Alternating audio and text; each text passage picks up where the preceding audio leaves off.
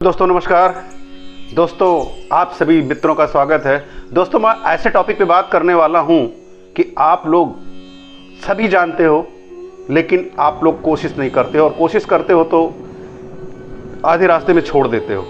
ये जो चीज़ मैं बताने जा रहा हूं इसको सही ढंग से आप पालन करोगे, क्योंकि उस रास्ते बगैर गुजरे जो मैं बताने जा रहा हूं, बगैर उस रास्ते से गुजरे, बिना उस रास्ते पर चले सफलता किसी को नहीं मिलने वाली है। किसी को नहीं तो किसी को नहीं मिलने वाली है। मेरे दोस्त, किसी भी फील्ड में यदि आपको सफल होना है तो आपको वो रास्ते पे चलना होगा, वो पेन आपको लेना ही पड़ेगा। तो दोस्तों आपका वक्त जाया नहीं करता हूं, सीधे टॉपिक पे आता हूं। तो दोस्तों आज का मेरा टॉपिक है कि आप को यदि सफल होना है, किसी भी फील्ड में सफल होना है, तो आपको तपिश सहनी होगी।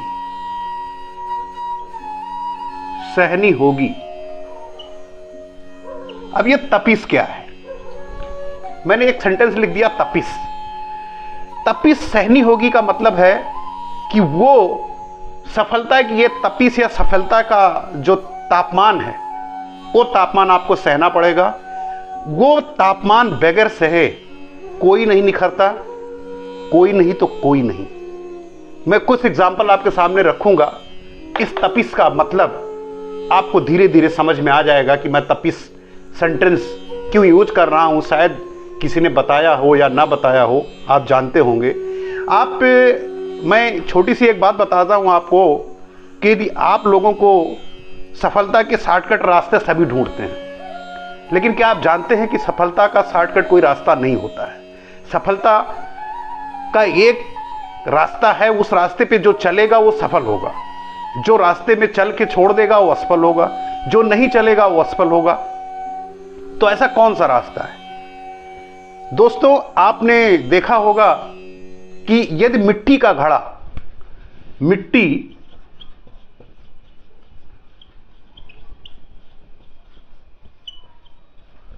का घड़ा यदि बनाया जाता है, आपने देखा होगा या सुना होगा कि कुम्हार मिट्टी को गीला करता है और गीला करने के बाद मिट्टी को तैयार करता है। मिट्टी को तैयार करने के बाद वो घड़ा बनाता है। लेकिन वो घड़ा बनने के बाद काम में कैसे आएगा? यदि कच्चा घड़ा रहेगा तो वो टूट जाएगा, पानी भरते ही गल जाएगा। तो उसको परफेक्ट घड़ा ऐसे पोजीशन में आने के लिए कि वो काम में आए और कुछ टाइम तक वो चले, तो उसको परफेक्ट बनाने के लिए एक तापमान में पकाया जाता है। एक तापमान में उसको पकाया जाता है। जो परफेक्ट घड़ा होता है, जो अच्छा घड़ा होता है, जो परफेक्ट तापमान में पक के तैयार होता है, वो सुंदर और अच्छा घड़ा निकलता है। उसी में कुछ घड़े जो पूरा तापमान को सहन नहीं कर पाते हैं, जो अच्छी मिट्टी नहीं होती है या उसकी मिट्टी तैयार नहीं होती है, या तो घड़े काले हो जाते हैं, या तो घड़े टूट जाते हैं, या घड़े चिटक जाते हैं। तो आप ये मान लीजिए कि आपके कंपटीशन की बात आ गई वहां पे कि सारे घड़े कुम्हार बनाता तो एक ही मिट्टी से है और एक ही कुम्हार बनाता है, लेकिन वो जब पकाया जाता है तो सारे घड़े सुंदर और सारे घड़े अच्छे नहीं होते हैं। उसमें कुछ काले हो जाते हैं, कुछ क्रेक हो जाते हैं, कुछ टूट जाते हैं, और कुछ बहुत अच्छे घड़े होते हैं। जो बहुत अच्छे घड़े होते हैं उनको बहुत अच्छा मार्केट में बेच करके वो अपनी रोजी रोटी चलाता है। उसी तरह घड़े को जैसा एक तापमान, घड़ा बनाने के लिए तापमान देना पड़ता है, उसी तरह आपको सोना बिस्किट फॉर्म में आता है। सोना जो है बिस्किट फॉर्म में आता है, और बिस्किट को काट के उसको ज्वेलरी किसी भी आकार में ढाल के, किसी भी सांचे में ढाल के वो गहने बना देता है। तो जानते हैं कि गहने बनता कैसे है? सोना चमकने में तो सभी को अच्छा लगता है, देखने में सभी को अच्छा लगता है। कभी चेन बना देता है, मंगलसूत्र बना देता है, कड़े बना देता है, घड़ी के पट्टे, कुछ भी बना देता है, लेकिन वो आता बिस्किट फॉर्म में। तो उसको एक तापमान, यहां भी यही एक तापमान दिया जाता है। तापमान देने के बाद उस सोने को गला के पानी कर दिया जाता है। जब तापमान में सोना को गलाया जाता है, गलाने के बाद में उसको सांचे में ढाल दिया जाता है। सांचे में डालने के बाद में जब वो ठंडा होता है तो एक सांचे का आकार ले लेता है। उसके बाद पुनः फिर तपाया जाता है, उसको शाइनिंग देने के लिए तपाया जाता है और उसकी घिसाई होती है। घिसाई होने के बाद में कुछ केमिकल्स आते हैं, पाउडर लगा के उसकी घिसाई होती है, उसके बाद वो चमकने लगता है। तो यदि आपको स्टार बनना है, यदि आपको चमकना है, तो आपको ये तापमान सहना पड़ेगा। यदि आपको हीरा है, हीरा ले लीजिए।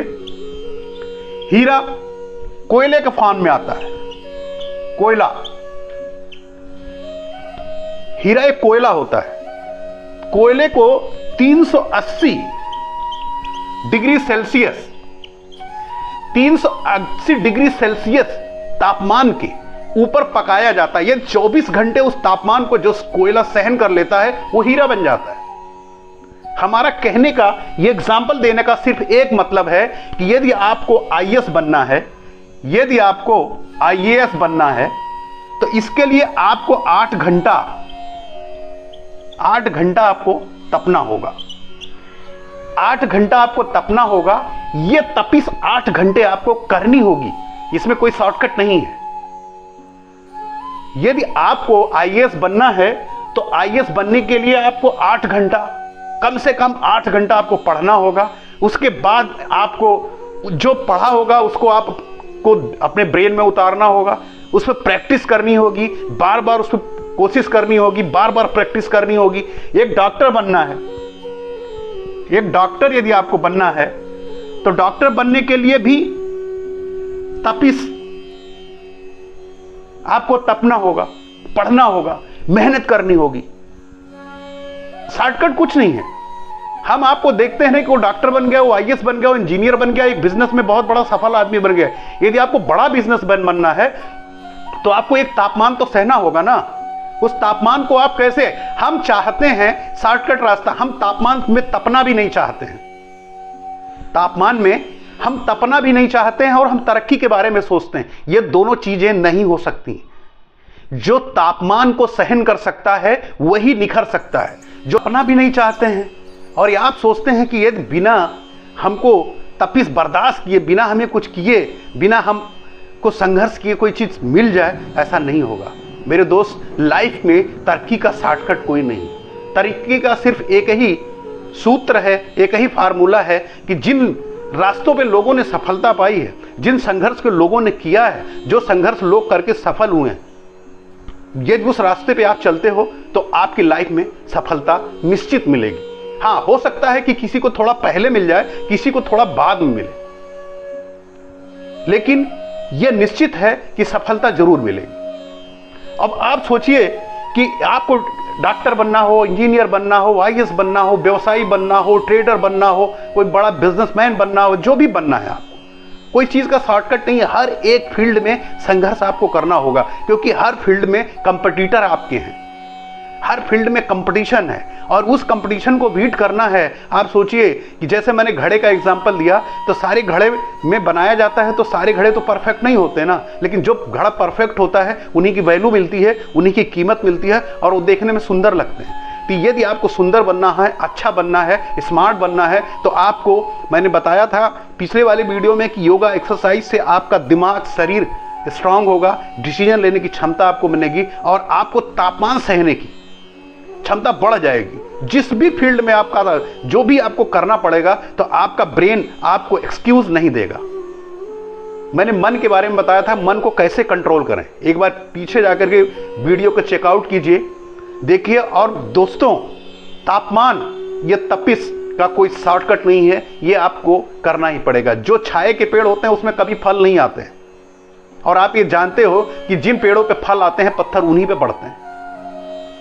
तो आपको कमेंट्स भी झेलने पड़ेंगे, सब कुछ झेलना पड़ेगा। इसीलिए कहा जाता है कि आपको दिमागी रूप से, शारीरिक रूप से आपको मजबूत होना पड़ेगा, और इसके लिए कोई शॉर्टकट नहीं है। ये 24 घंटे ही आपको मिले हैं। इसी 24 घंटे में आपको इस लायक बनना होगा, इस लायक शरीर को बनाना होगा कि आप में सारे तापमान को बर्दाश्त कर सकिए और उसमें से आप निखरिए, तो आप स्टार बनिए जिस भी फील्ड के हो। दोस्तों, मिलते हैं नेक्स्ट वीडियो में। नमस्कार, जय हिंद।